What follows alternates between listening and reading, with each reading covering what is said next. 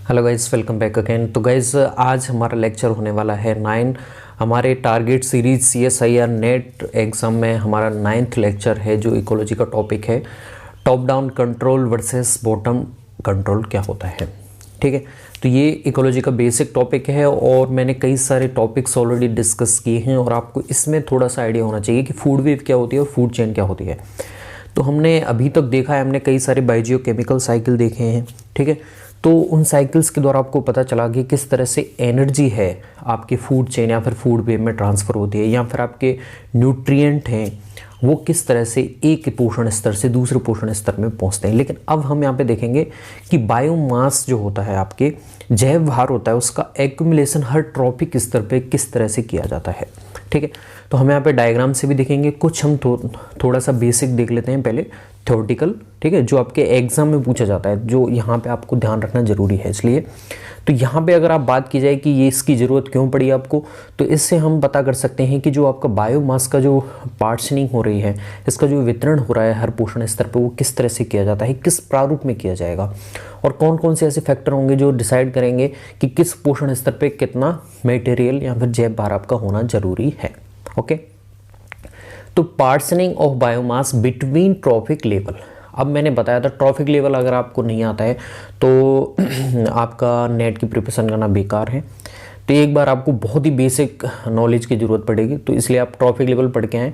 तो trophic level होता है हर जो फूड चेन चलती है, तो आपके हर्बीवोर अलग होते हैं, ठीक है, कंज्यूमर अलग होते हैं और आपके प्रोड्यूसर अलग होते हैं। तो सबको अपनी कैटेगरी के अकॉर्डिंग सबको विभाजित कर दिया जाता है कि हमारे उत्पादक यहाँ पे हैं, फिर हमारे प्राथमिक उपभोक्ता यहाँ पे हैं, फिर द्वितीयक उपभोक्ता यहाँ पे हैं और सर्वोच्च उपभोक्ता सबसे ऊपर होते हैं।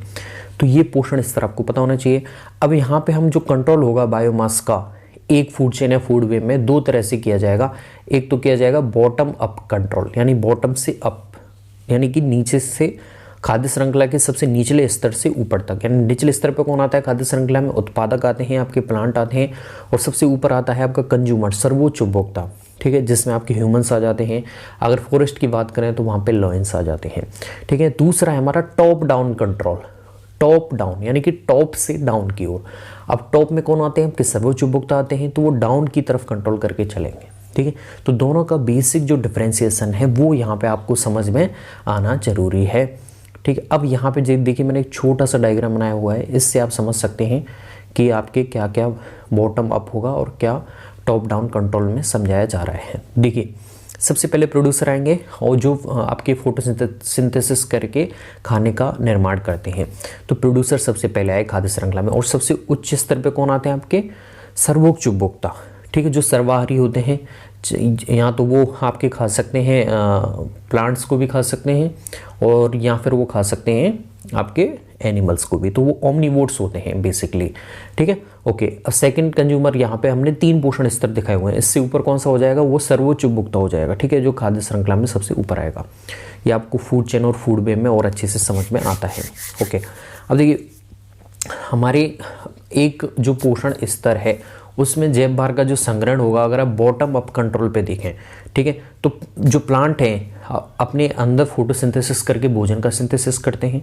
अब जो भोजन का निर्माण हो रहा है वो कैसे हो सकता है? उस पर लाइट पड़ रही है, क्या क्या लाइट जा रही है, ठीक है, कितनी सनलाइट आ रही है, क्या उससे टेम्परेचर मिल रहा है, क्या उसमें पिगमेंट हैं आपके। ठीक है, तो ये सारी प्रोसीजर हैं, सॉइल हैं, ये बेसिकली इसमें जो बायोमास का जो एक्यूमुलेशन होगा हर पोषण स्तर पे किसके द्वारा होगा?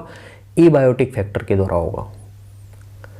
ठीक है, तो इसीलिए हम बॉटम अप कंट्रोल को कहते हैं एबायोटिक कंट्रोल, क्योंकि यहाँ पे जो सबसे निचला स्तर है उस पे आपके खाने का निर्माण एबायोटिक थिंग्स के द्वारा हो रहा है, और उन्हीं के द्वारा ऊपर तक आपके जो खाने का संग्रहण होगा और पोषण स्तर पर वो डिसाइड हो जाता है। अगर प्लांट ही खाना नहीं बनाएंगे तो आपके शाकाहारियों को क्या मिलेगा? अगर प्राइमरी कंज्यूमर ही नहीं मिलेंगे तो जो कार्निवोर्स होते हैं उन्हें ये कहाँ से मिल पाएंगे? ठीक है, तो इस चीज़ को कौन डिसाइड कर रहा है? प्रोड्यूसर डिसाइड कर रहा है। अगर आपके एक स्थान पे मान लीजिए यहाँ पे प्लांट्स बहुत कम हैं और यहाँ पे प्लांट्स बहुत ज़्यादा हैं, तो जिस जगह प्लांट ज़्यादा होते हैं उस जगह आपके प्राइमरी कंज्यूमर भी ज़्यादा होंगे और आपके सेकेंडरी कंज्यूमर भी ज़्यादा होंगे, और टर्सरी कंज्यूमर भी ज़्यादा होंगे। लेकिन जिस जगह प्लांट्स ही कम है तो वहाँ पे जो उपलब्ध जो आपका जैव भार है वो बहुत कम हो गया है। तो अब क्या होगा, तुम्हारे प्राइमरी कंज्यूमर भी कम हो जाएंगे और आपके टॉप मोस्ट जो कंज्यूमर हैं वो भी ऑलरेडी कम हो जाएंगे। तो यहाँ पे आप देख सकते हैं कि दोनों का कैसा है, एक दूसरे के समान संतुलन चल रहा है कि अगर प्रोड्यूसर ज़्यादा हैं तो कंज्यूमर भी ज़्यादा होंगे, अगर प्रोड्यूसर कम है तो कंज्यूमर भी कम होंगे। तो यहाँ पे कंज्यूमर के अंदर जो जैव भार का संग्रहण हो रहा है वो किसके द्वारा कंट्रोल हुआ है, प्रोड्यूसर के द्वारा, जो कहाँ आता है, खाद्य श्रृंखला में नीचे आता है। इसीलिए हम बोलते हैं बॉटम अप कंट्रोल। बॉटम में जो आपके पोषण स्तर में जो जीव मिल रहे हैं या प्लांट मिल रहे हैं उनके द्वारा ऊपर की तरफ मिलने वाले पोषण स्तर पे जैव पदार्थों का संग्रहण या फिर नियंत्रण करना, वो क्या कहलाएगा, बॉटम अप कंट्रोल। ठीक है। अब इसीलिए इसे एबायोटिक कंट्रोल कहते हैं, क्योंकि यहाँ पे आपके प्लांट कैसे हैं जिनमें एबायोटिक फैक्टर्स के द्वारा इनिशिएशन होता है। ठीक है। अब देखिए, ये तो हो गया अबायोटिक कंट्रोल। दूसरा होता है टॉप डाउन कंट्रोल, यानी कि ऊपर जो खाद्य श्रृंखला में ऑर्गेनिज्म मिलेंगे उनके द्वारा नीचे की स्तर पर जो जैव भार का संग्रहण होगा वो डिसाइड किया जाएगा। अब की बार ऊपर से नीचे की ओर कंट्रोल किया जाएगा, यहाँ से इन्हें कंट्रोल किया जाएगा। अब जैसे इसका एग्जांपल मैं आपको बहुत बेस्ट एग्जांपल देता हूँ इसका। एक फॉरेस्ट खाद्य श्रृंखला है, एक जंगल है जिसमें आपके मिलते हैं शेर। ठीक है। इसका हम डायग्राम ले लेते हैं जिससे आपको और अच्छे से समझ में आ जाएगा। ठीक है। ओके, टॉप डाउन कंट्रोल का, जैसे मान लीजिए ये शेर हैं, कोई खाद्य श्रृंखला है आपकी फॉरेस्ट में, वहाँ पे शेर है। ठीक है। तो अगर मान लीजिए अगर इनकी मात्रा कम होगी, ठीक है, तो यहाँ पे आपके हर्बीवोर्स हैं उनकी संख्या बढ़ जाएगी, क्योंकि इन्हें प्रिडेट करते थे कौन, शेर। अब उनके प्रिडेशन नहीं होगा, उनका परभक्षण नहीं होगा, तो इनकी संख्या में, मात्रा में बहुत अत्यधिक वृद्धि होगी। अब जब ये वृद्धि हो जाएगी तो ये क्या खाते हैं, ये आपके खाते हैं प्रोड्यूसर को, तो प्रोड्यूसर की संख्या बहुत कम हो जाएगी और ये ओवर ग्रेजिंग कर देंगे, अतिचारण कंडीशन आ जाएगी। कौन सी कंडीशन आ जाएगी, अतिचारण कंडीशन आ जाएगी। तो उस कंडीशन में अब यहाँ पे अगर आपके शेर अत्यधिक मात्रा में होते तो वो आपके शाकाहारियों को कंट्रोल करके रखते, और जब शाकाहारी कंट्रोल होते तो तुम्हारे पूरे घास के मैदान साफ नहीं होते, जिससे उस पोषण स्तर पे सारे शाकाहारियों को समान मात्रा में आपके क्या मिल जाता, भोजन मिल जाता। अगर मान लीजिए इसी चीज़ को आप बोलते हैं कैस्केड। कौन सा कैस्केड, ट्रॉपिक कैस्केड कहते हैं। ठीक है। और मैंने दूसरा बताया था बॉटम अप कंट्रोल। तो बॉटम अप कंट्रोल में देखिए यहाँ पे इसके द्वारा कंट्रोल किया जाएगा, ऊपर की तरफ क्या क्या जैव भार संग्रहित हो रहा है। अगर ये कम होंगे तो आपके कंज्यूमर भी कम हो जाएंगे और हर्बीवोर भी कम हो जाएंगे। अगर ये ज़्यादा हैं तो ये भी ज़्यादा और ये भी ज़्यादा। ठीक है। तो बॉटम के द्वारा जब कंट्रोल किया जाएगा तो बॉटम अप कंट्रोल, अगर अपर ट्रॉपिक स्तर के द्वारा नीचे वालों को कंट्रोल किया जाएगा तो अप डाउन कंट्रोल। दोनों में बेसिक सा अंतर समझ में आना चाहिए। अब यहाँ पे मैंने बताने की ट्राई की गई है कि ट्रॉपिक कैस्केड क्या होता है। एक टर्म आती है ट्रॉपिक कैस्केड।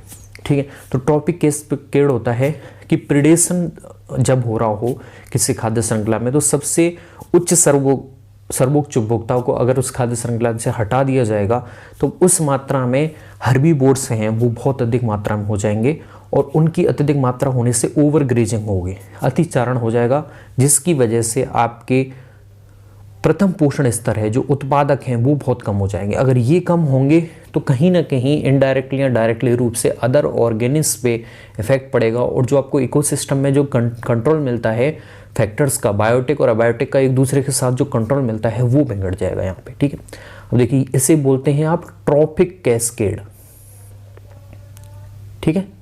लेकिन अगर ये अच्छी मात्रा में मिल रहे हैं, अगर शेर अच्छी मात्रा में है या फिर सर्वोच्च उपभोक्ता किसी खाद्य श्रृंखला में बहुत अच्छी मात्रा में मिल रहे हैं, कंट्रोल वे में है, और उनका क्या नहीं हो रहा है, एक्सप्लॉयटेशन नहीं हो रहा है, वो ख़त्म नहीं हो रहे हैं, एक्सटेंड नहीं हो रहे हैं और अपनी उचित मात्रा में बने हुए हैं, तब ये प्रिडेशन के द्वारा अपनी प्रे यानी कि हिरण और जो प्राइमरी कंज्यूमर होते हैं उन पे किल करके उन्हें कंट्रोल करके रखेंगे। अगर ये किल होते रहेंगे तो ये आपके उत्पादकों का, ठीक है, घास का या फिर उत्पादक होते हैं उनका क्या कर ओवर ग्रेजिंग नहीं कर पाएंगे, अतिचारण नहीं कर पाएंगे। उसकी वजह से ये अत्यधिक संख्या में रहेंगे, अपनी लिमिटेड मात्रा में रहेंगे, जिससे अदर ऑर्गेनिज्म को भी ये उपलब्ध होते रहेंगे। तो अब यहाँ पे कंट्रोल किसके द्वारा हुआ है, आपके प्रीडेटर के द्वारा, जो सर्वोच्च आपकी खाद्य श्रृंखला में सर्वोच्च स्तर पे आता है। तो इसीलिए अब हम बोलेंगे इसे कौन सा control, top down control. Okay, basic सा डिफरेंस है, क्योंकि यहां पे किसके द्वारा कंट्रोल किया गया है, प्रीडेशन के को लिहाज में रखते हुए यहाँ पे परभक्षियों के द्वारा कंट्रोल किया गया है, उत्पादकों के अंदर जो जैव मात्रा है उसको लेके, ठीक है। इसीलिए इसे बोलते हैं बायोटिक कंट्रोल, क्योंकि सर्वोच्च उपभोक्ता सारे कैसे होते हैं, जैविक होते हैं। तो ये जैविक जो फैक्टरों के द्वारा जो कंट्रोल किया जा रहा है, तो इसीलिए से हम बोलते हैं बायोटिक कंट्रोल। जबकि हमने देखा अबायोटिक कंट्रोल कैसे हो रहा था, वो हो रहा था बॉटम अप कंट्रोल, क्योंकि यहाँ पे प्लांट्स के द्वारा कंट्रोल किया जा रहा था। प्लांट के द्वारा सर्वोच्च उपभोक्ता या फिर उपभोक्ताओं को कंट्रोल किया जा रहा था। और ये एक तरह से इसके अंदर जो जैव भार का संग्रहण हो रहा था वो किनके द्वारा हो रहा था, सॉइल है, हवा है, पानी है, वर्णक है, इन सभी चीज़ों के द्वारा हो रहा था। तो वो अबायोटिक फैक्टर है, तो ये अबायोटिक कंट्रोल हो जाता है। तो दोनों को याद रखना है कि जो बॉटम अप कंट्रोल है वो कैसा होता है, अबायोटिक कंट्रोल होता है, जबकि आपके टॉप डाउन कंट्रोल होता है वो कैसा होता है, आपके कौन सा कंट्रोल होता है, बायोटिक कंट्रोल होता है, ठीक है। टॉपिक कैस्केड मैंने बता दिया है। अगर खाद्य श्रृंखला में किसी सर्वोच्च उपभोक्ता को हटा देंगे तब आपके जो प्राइमरी कंज्यूमर होते हैं, यहाँ पर शाकाहारी होते हैं, उनकी संख्या अत्यधिक बढ़ जाएगी, जिसकी वजह से वो ओवर ग्रेजिंग करके घास के मैदानों को चट कर देते हैं। इसीलिए अगर आपसे कभी क्वेश्चन पूछा जाए कि शेरों की संख्या अत्यधिक होने पर क्या इफेक्ट पड़ेगा, या फिर बहुत ज़्यादा कम हो जाए तो क्या इफेक्ट पड़ेगा, क्यों ये होना जरूरी है, तो ये आपको इसका आंसर आपको पता होना चाहिए। इसीलिए अगर आप ध्यान रखना, अगर आप कहीं सफारी पे जाते हैं, ठीक है, तो सफारी पे आप देखते होंगे कि आपको मोस्टली स्ट्रिक्टली बोला जाता है कि प्रोहिबिटेड रहता है कि जो भी प्रोसेस हो रही है, जैसे अगर आप सेंसिटिव टाइप के पर्सन है और आप देखते हैं कि शेर है वो किसे खा रहा है, हिरण को खा रहा है, ठीक है, हिरण को किल कर रहा है आपके सामने, तो वहाँ पे उसकी जो एक्टिविटी हो रही है उसे वहाँ पे आप रोक नहीं सकते, ठीक है, क्यों, क्या है, नेचुरल है, वो एक फूड वेव है, फूड चेन है। यहाँ पर आपके टॉप डाउन कंट्रोल चल रहा है या फिर बॉटम अप कंट्रोल चल रहा है। तो इसीलिए वहाँ पे सफारी जो करवाते हैं पर्सन्स को क्लियरली मना कर देते हैं, चाहे आप कितने भी सेंसिटिव हों तो आप उसे भगा नहीं सकते हैं शेर को कि ये हिरण को कैसे ख़त्म कर रहा है, ये तो गलत बात है, जीव हत्या करना गलत है। लेकिन ये क्या है, नेचुरल है, उससे अपना खाना खाना है, उससे उसका जो क्या होगा, पेट भरेगा, प्रेडेशन है।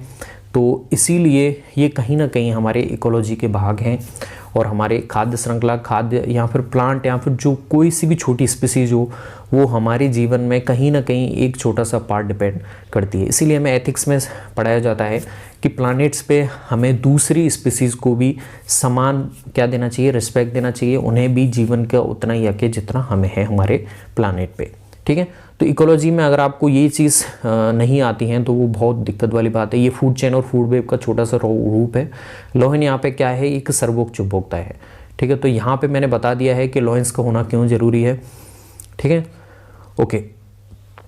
अब यहाँ पे हम देख लेते हैं थोड़ी सी theory. Bottom up control propose that plant quantity और quality limit the density of herbivore. बिल्कुल सही बात है, प्लांट की क्वांटिटी हो या फिर उनकी क्वालिटी हो, वो डिपेंड करती है आपके हर्बीवोर्स उस खाद्य श्रृंखला में कितने होने वाले हैं। That set limit on abundance of predator. यह लिमिट डिसाइड करती है किस पे, प्रीडेटर की बाहुल्यता पे, कि कितने अधिक होने वाले हैं। अगर तुम्हारे प्लांट ज़्यादा होंगे तो वो ज़्यादा हो जाएंगे, अगर वो कम है तो वो कम हो जाएंगे, बेसिक सी बात है। Top down control that plant biomass is limited by herbivore, ठीक है। किसके द्वारा, प्लांट का जो बायोमास है वो किसके द्वारा लिमिट किया जाएगा, यहाँ पे आपकी खाद्य श्रृंखला में उपभोक्ताओं के द्वारा, ठीक है। Herbivores are limited by predators. Herbivores को कौन लिमिट करके रखेगा, प्रीडेटर करके रखेगा, क्योंकि वह इसकी प्रे है, ठीक है। तो स्टडीज टेल्स अस दैट, अगर आपसे पूछा जाए कि कब कौन सा सही है, तो दोनों सही हैं, दोनों ही चलेंगे हमेशा। और आपसे पूछा जाए कि किसी इकोसिस्टम में कौन सा कब इनिशिएट होगा, तो ये दोनों कहीं ना कहीं एक दूसरे के साथ चलते रहते हैं किसी ना किसी डिग्री में। Both are working at the same time, okay, both are operating at some degree, और किसी न किसी एंगल पे कभी ना कभी ये काम कर रहे होते हैं, ठीक है, ओके। तो यहाँ पे अगर आप डिस्टर्बेंस देखेंगे, अगर आपके इकोसिस्टम में कोई भी मानवीय क्रियाकलाप ज़्यादा होते हैं या फिर एंथ्रोपोलॉजिकल क्या हो जाता है, डिस्टर्बेंस हो जाता है, तो ये सारी चीज़ें कहीं ना कहीं संतुलन इनका बिगड़ जाता है। Then neither control is complete, और कोई सा भी कंट्रोल टोटली नहीं होगा, संपूर्ण रूप से आप नहीं कह सकते कि इस इकोसिस्टम में हमेशा टॉप डाउन ही चलेगा। यहाँ पर इस इकोसिस्टम में कौन सा चलेगा, बॉटम अप ही चलेगा, ठीक है। दोनों कभी ना कभी कहीं ना कहीं चलेंगे और हमेशा मिक्सअप होके भी चल सकते हैं, लेकिन हमेशा ऐसा नहीं होगा कि इस इकोसिस्टम में केवल एक ही काम करेगा, ठीक है। दोनों ही कभी ना किसी एंगल पे या फिर डिग्री पे हमेशा इनिशिएट रहते हैं, वर्क करते हैं, और दोनों ही सही हैं अपनी जगह पे। तो ये था हमारा बेसिक सा प्रोसीजर, टॉप डाउन कंट्रोल और bottom up control. Bottom up control को आप क्या बोलते हैं, अबायोटिक कंट्रोल बोलते हैं, क्योंकि वहाँ पे प्लांट के द्वारा कंट्रोल किया जा रहा है आपके हर्बीवोर्स को और कार्निवोर्स को या फिर ओमनिवोर्स को, ठीक है। और प्लांट के अंदर जो बायोमास का प्रोडक्शन हो रहा है वो किसके द्वारा, अबायोटिक फैक्टर के द्वारा होता है, इसीलिए उसे बोलते हैं आप अबायोटिक कंट्रोल। कौन सा, अबायोटिक कंट्रोल। ओके, थोड़ा सा नीचे ले लेता हूँ, अबायोटिक कंट्रोल, कलर चेंज करते हैं। ओके, ये रहा अबायोटिक कंट्रोल। अगर आपसे पूछा जाए तो वो कौन सा होगा, बॉटम अप कंट्रोल। अगर आपसे पूछा जाता है कि बायोटिक कंट्रोल कौन सा होगा, तो बहुत बेसिक सा आपको आंसर देना है, बायोटिक यानी कि जैविक पदार्थों के द्वारा कंट्रोल। और जैविक कौन है, हमेशा ओमनिवोर हो सकता है या फिर हर्बीवोर हो सकता है, शाकाहारी या फिर सर्वाहारी या फिर मांसाहारी, तो इनके द्वारा होता है आपके अप डाउन कंट्रोल, ठीक है।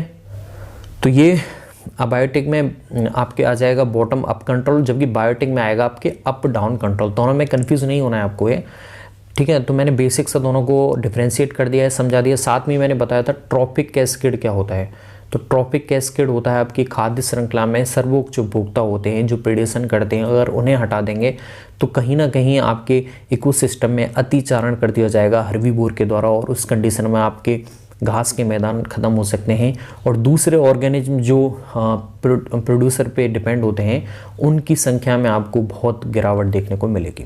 इसे बोलते हैं trophic cascade. I hope guys you will get it all the topics I have described it. Okay, मिलते हैं नई वीडियो में नए टॉपिक के साथ, तब तक हम दूसरे टॉपिक्स पे पैरेलल में भी बात करते रहेंगे। और एजुकेशन में आप देख सकते हैं आरपीएससी राजस्थान में भी नए पदों की घोषणा हो चुकी है 3rd ग्रेड की, और साथ में ही 2nd ग्रेड और 1st ग्रेड की जो वैकेंसीज हैं उनके नोटिफिकेशन जल्दी आ जाएंगे और मैं यहाँ पे आपको अपडेट करता रहूँगा। उनकी भी 1st ग्रेड की मैंने ऑलरेडी बोल चुका हूँ कि आप यहाँ से भी पढ़ सकते हैं, कई टॉपिक वहाँ पे भी मैच करेंगे, ठीक है। लेकिन साथ में ही मैं अलग से वीडियो बनाना भी शुरू करूँगा जिससे आपको आपका जो बायोलॉजी के लिए जो सिलेबस है वो कवर अप हो जाए। मिलते हैं नई वीडियो में नए टॉपिक के साथ। थैंक्स।